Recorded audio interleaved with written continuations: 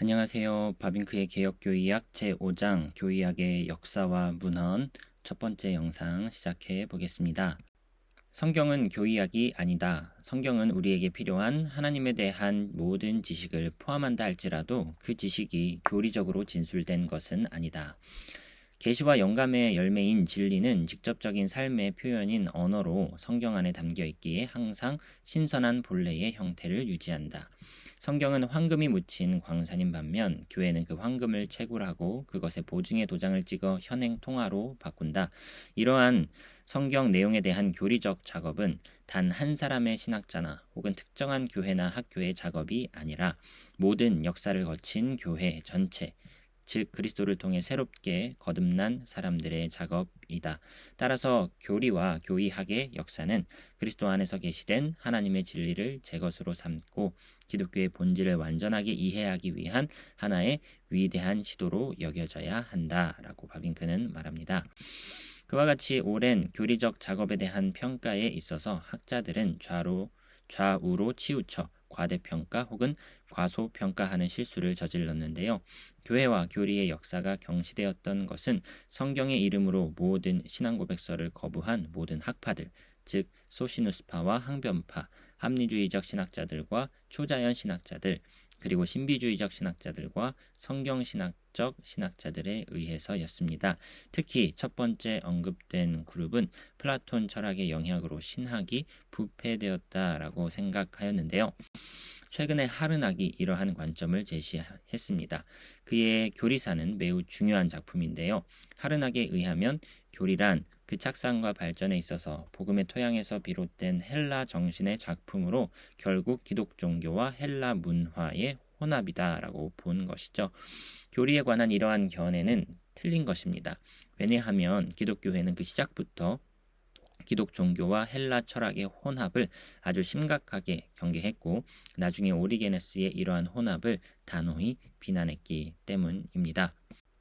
이런 입장에서 당연히 기독교 신학을 위해 할 수 있는 최선의 조치는 교리사 전체와 모든 교리를 제거하고 단호하고도 급진적으로 예수의 원래 복음, 특히 산상수훈에서 발견되는 것으로 되돌아가는 것이다 라고 생각하였습니다. 그래서 이것은 또한 하르낙의 견해에 따르면 근본적으로 종교개혁의 의의와 의도였다라고 평가하는데요. 그래서 로마교에서는 기독교의 부패화인 교리 형성이 계속 진행된 반면 개신교회의 교리들의 역사는 그것들을 해소하는 역사였다라고 본 것입니다. 교리에 대한 이 하르낙의 전체적인 이해는 교회가 교리로 수립했던 원래의 기독교에 대한 견해에 대해 하르낙이 자신의 개인적인 다른 주장으로 대체하는 것에 불과합니다. 다른 모든 것들을 차치하고서라도 하르낙이 모든 시대의 교회보다 기독교의 본질을 오해했다라는 것은 분명한 사실입니다. 하르낙의 교리사와 교리에 대한 과소평가와는 정반대의 과대평가가 부분적으로 로마교 진영에서 일어났는데요. 로마교의 교리란 그 실질적인 내용에 있어서 성경과 전통에 온전하게 포함된 계시된 진리만이 아니라 그에 대한 로마 교회의 공식적인 해석 혹은 더 낮게는 권위 있게 교황이 선언한 교리도 오류가 전혀 없는 권위를 가진다는 것이죠. 교황은 단지 계시의 내용이 무엇인지 설명할 뿐만 아니라 또한 어떤 것이 계시의 내용이라는 사실을 결정합니다. 그래서 신자들의 모든 질문과 판단의 권한은 박탈되고요. 이것은 그리스도인에게 어울리지 않는 것으로 그들을 피동적으로 만들었고 또한 부지 중에 교회를 위해 성경을 격화시키려는 충동을 부채질하였습니다. 종교개혁은 그 시작부터 이 같은 과소평가와 과대평가의 역사에 주의를 기울여 왔습니다. 종교개혁은 사도신경과 처음 4개의 공의회 고백서를 수용했고 교부들의 신학, 특히 아우구스티누스의 신학의 장점을 활용했습니다. 하지만 종교개혁은 전통에 대한 평가에 있어서도 성경의 입장으로 되돌아갔습니다. 성경에서 나오고 성경에 의해 표준으로 정해진 전통 외에는 그 어느 것도 인정하지 않았죠. 성령이 신자들과 모든 기독교회를 인도하지만 이러한 인도는 사도들을 인도한 것과는 본질적으로 구별되는 것으로 인지한 것입니다. 성령은 교회가 점차 그 내용을 자신의 의식 가운데 받아들여 자신의 고유한 언어로 재현하도록 인도합니다. 따라서 신적인 계시에 대한 해석, 진술, 그리고 체계화는 천천히 발전되지요. 하지만 다양하게 좌우로 치우치는 오류를 배제하지는 않습니다. 하지만 그것은 분명 전진하며 성령의 인도는 분명히 보증된다라고 말할 수 있는데요. 성령은 그리스도의 충만함, 그리스도의 진리와 지혜의 충만함을 교회에 내주하도록 하며 교회가 하나님의 모든 충만함으로 가득할 때까지 그 사역을 쉬지 않는다라는 점에서는 분명히 말할 수가 있다는 것입니다. 따라서 모든 학문의 발전에 일치와 연속성이 있는 것처럼 신학과 교의학의 경우도 마찬가지로 역사를 가지고 있습니다. 단지 하나님이 그 재료와 내용을 오랜 세월의 변천을 따라 점차적으로 계시했다거나 교회가 다양한 진리들을 차츰 더욱 선명하게 진술하고 사람들의 생활에 적용했다는 의미에서만 말하는 것이 아니고요. 이것은 더 나아가 좀 더 근본적으로 계시된 진리의 유기적 체계에 대한 학문적 인식이 더욱더 선명한 통찰력을 얻게 되었다라는 관점을 말하는 것이다 라고 바빙크는 말을 해줍니다. 2세기부터 4세기 이전의 첫 기간은 교리 형성의 기간이었으며 교의학은 단지 최초의 양상을 보여줍니다. 속사도 교부들에게 있어서 교리와 교의학은 사실상 아직 알려지지 않는 주제였습니다. 그들은 완전히 소박하고 어린아이 같은 믿음의 입장에 서 있었죠. 기독교는 인간적인 연구와 사색의 결과가 아니라 계시의 산물이었기에 1차적으로 믿음을 요구하는 것이었습니다. 기독교의 모든 초점은 교회의 예배와 조직을 지배하게 하는데 더욱 집중되었고요. 그래서 지식이 아니라 거룩한 생활, 즉 사랑, 온유, 겸손, 순종, 순결, 충성, 평화, 일치 등의 기독교의 미덕들의 실천이 강조되었죠. 교리적이라기보다는 윤리적으로 훨씬 더 잘 이해가 되던 시기였습니다. 그러나 신학은 성경의 진리에 대한 이와 같은 단순한 반복과 실제적인 적용에 머물러 있을 수 없었습니다. 기독교는 점차 마주치게 된 이교도 문화의 반대를 통해 숙고하고 변호해야만 했죠. 훗날 모든 역사를 통해 가해진 기독교에 대한 논쟁들은 이미 이들에게서 엿볼 수 있는 바 그들은 많은 성경책들에 대한 진정성과 진리, 모세오경, 다니엘, 복음서들, 계시와 기적들의 같은 것들에 대해 논쟁하였습니다.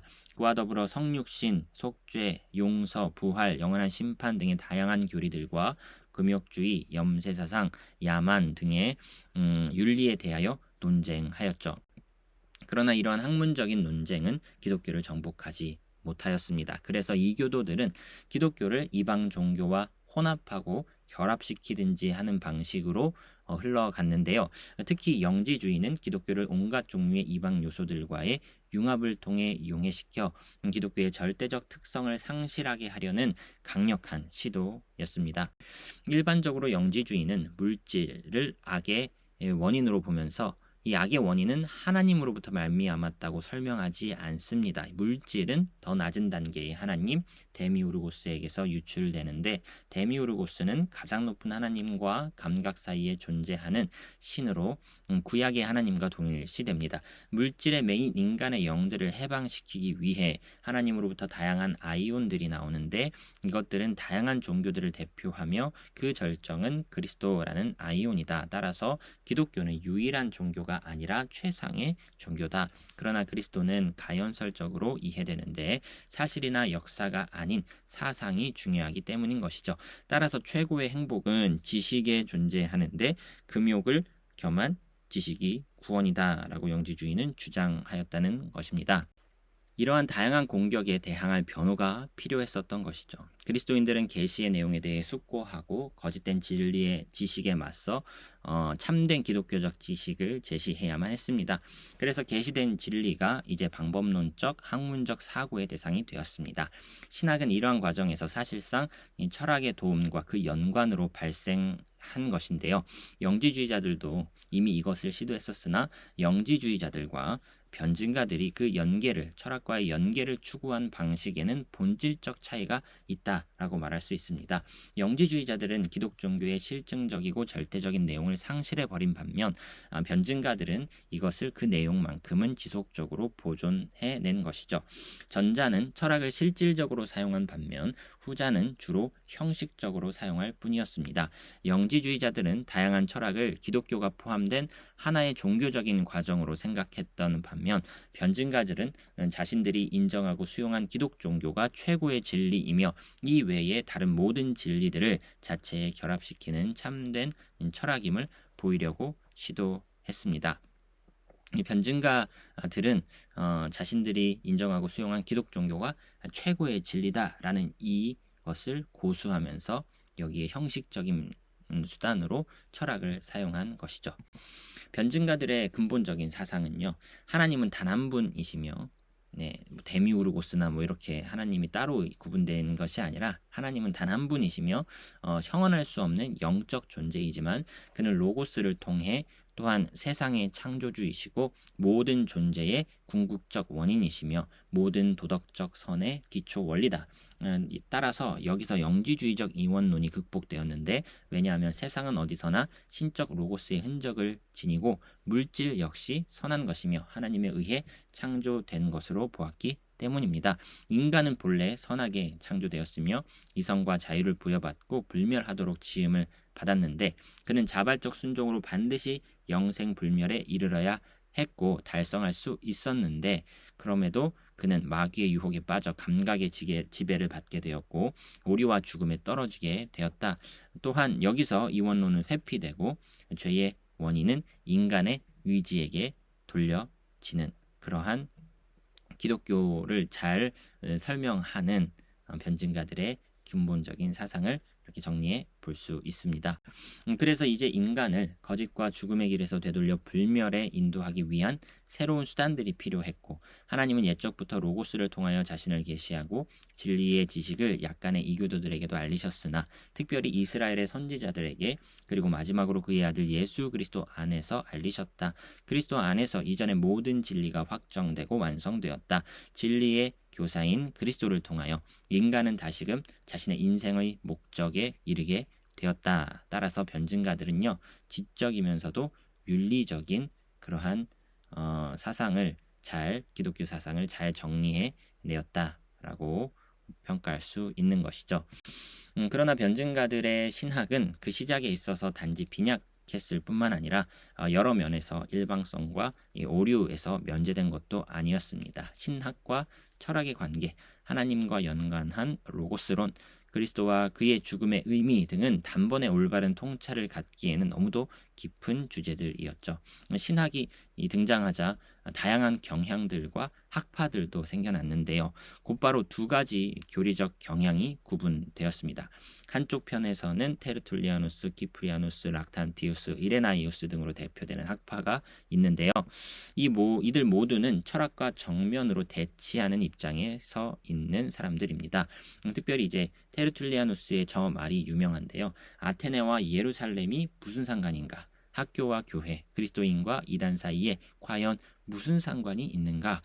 이렇게 철학을 아주 절대적으로 사용하지 않겠다라는 식의 말을 했음에도 불구하고 그들 모두는 아주 순진하게도 철학을 다시 사용했다라고 바빙크는 평가하는데요.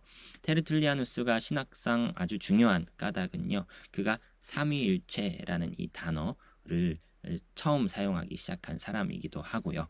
기독론적 교리들의 몇몇 용어들을 도입한 인물이 이제 테르툴리아누스였습니다. 아주 신학상의 중요한 사람인 것은 확실합니다.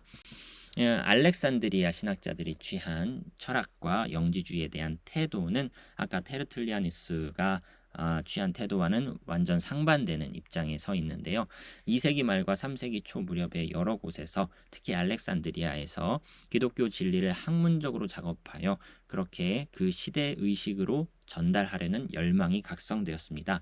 그들의 목적은 교회의 교리를 사색적인 학문으로 전환하는 것이었습니다. 그들은 물론 신앙을 견지하고서 영지주의와는 구분된 입장에서 교회의 실증적인 교리를 출발점으로 삼았습니다. 하지만 그들 사이에 차이가 나기 시작하는 것은 알렉산드리아 신학자들이 질적인 면에서 신앙과 학문 사이의 차이를 구별하면서부터였습니다. 신앙은 반드시 지식으로 승격되어야 한다. 여기서 지식은 더 이상 이단을 저지하고 반대하는 수단이 아니라 그 자체가 목적이다. 신앙은 단지 육적인 기독교에 이르게 하나 신학은 성경으로부터 반드시 영적인 기독교를 발전시켜야 한다. 이 목적을 달성하기 위해 그들은 당연히 철학에 대한 지식을 소유하고 철학을 사용해야만 했는데요. 오리게네스는 이러한 철학의 도움으로 심오한 지적 능력을 증거하거나 종종 신학을 철학에 잠식시키는 위험에 직면하였습니다. 이런 식으로 오리게네스의 신학은 교회 역사에 반복적으로 등장한 중재 신학의 가장 고상하고 풍부한 표본이기는 하였습니다. 알렉산드리아 신학자들이 철학을 환영하는 태도를 취하였지만 오히려 신학을 철학에 잠식시키는 위험에 직면하게 되었다라고 정리해 볼 수 있겠습니다. 3세기 초에 기독교 신학의 토대들이 놓여졌다라고 말할 수 있는데요. 교회는 이방 종교와 유대교, 영지주의와 에비온주의에 대하여 의식적으로 확고한 입장을 취했고 기독교의 독립성을 회복합니다. 하지만 3세기에는요. 온갖 종류의 내부적인 분쟁이 일어난 시기이기도 했는데요. 3세기의 커다란 논쟁은 로고스의 성부와의 관계에 대한 것이었으며 논박되어야 할 이단은 단일신론이었는데 그것은 동력적 단일신론과 양태적 단일신론의 두 가지 형태가 있었습니다. 동력적 단일신론자들은 하나님의 통일성을 옹호하기 위해서 성부와 성령을 위격들로 보지 않고 속성들로 여겨 예수의 신성을 부정하는 입장이었고요. 그러나 양태론적 단일신론자들은 신성 자체가 그리스도 안에서 육신이 되었다고 가르칩니다. 따라서 그들은 그리스도의 신성을 인정하기는 하지만 성부와 성자를 동일시하여 성부 순환설을 주장하기에 이르렀죠. 3세기 말에는 그리스도의 신성과 성부가 구별된다는 교리가 확립된 시기였습니다. 신적 본질에는 세 실체들, 즉 성부, 성자, 성령이 있다. 이것은 동방과 서방 모두의 신앙이었죠. 다음 세기에 연관될 신학적 사고의 개념들, 즉 하나, 셋, 본질, 실체, 위격 등과 같은 개념들은 이미 존재했지만 나중에서야 비로소 그 구체적인 특성과 확고한 가치를 획득하게 됩니다. 오늘의 결론입니다. 오랜 시간 성경 속에서 교회를 통해 길어져 온 교리의 역사에 주목하는 일은 기독교의 본질을 이해하기 위한 위대한 시도로 보아야 한다. 이단에 맞서면서 교리의 필요성이 대두되었다. 이 교리에 대한 과소평가 혹은 과대평가하는 입장이 역사 속에 있었다. 진리의 변호를 위해 철학을 사용함에 있어서 철학에 대해 부정하는 입장과 긍정하는 입장이 있었다. 철학은 형식적 수단이어야지 내용을 변화시키는 길로 가서는 안 되었다. 3세기에는 기독론 논쟁이 대두되었고 3세기 말에 이르러서야 그리스도의 신성과 성부가 구별된다는 교리가 확립되었다. 오늘의 내용을 이렇게 정리해 보았습니다. 다음 시간에 뵙겠습니다. 오늘도 수고 많으셨습니다.